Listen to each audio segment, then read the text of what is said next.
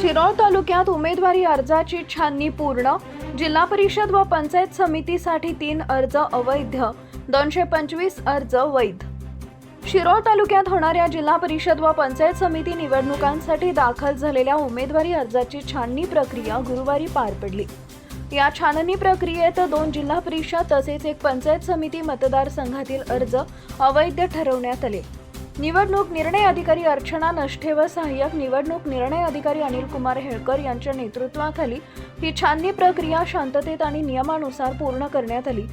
या निवडणुकांसाठी पंचायत समिती गटासाठी एकूण 126 तर जिल्हा परिषद मतदारसंघासाठी 102 उमेदवारी अर्ज दाखल झाले होते.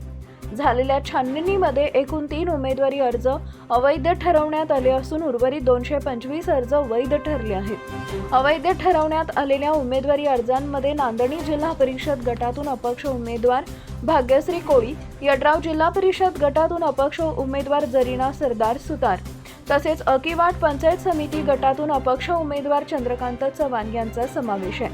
आवश्यक कागदपत्रांची पूर्तता न झाल्यामुळे हे अर्ज अवैध ठरवण्यात आल्याची माहिती निवडणूक निर्णय अधिकारी अर्चना नष्टे व सहाय्यक निवडणूक निर्णय अधिकारी अनिल कुमार हेळकर यांनी दिली आहे. छाननी प्रक्रिया पूर्ण झाल्यानं आता उमेदवारांना 27 जानेवारीपर्यंत उमेदवारी अर्ज माघारी घेण्याची संधी देण्यात आली आहे. याच दिवशी दुपारी अंतिम उमेदवारांना निवडणूक चिन्हाचं वाटप करण्यात येणार आहे.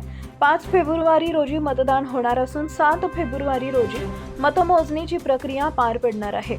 छाननीत फार कमी अर्ज बाद झाल्यानं बहुतांश उमेदवार निवडणूक रिंगणात कायम राहिले आहेत. त्यामुळे शिरोळ तालुक्यातील जिल्हा परिषद व पंचायत समिती निवडणुकीचा सामना अधिक चुरशीचा होण्याची शक्यता असून आगामी काळात प्रचाराला वेग येणार असल्याचं चित्र दिसून येत आहे.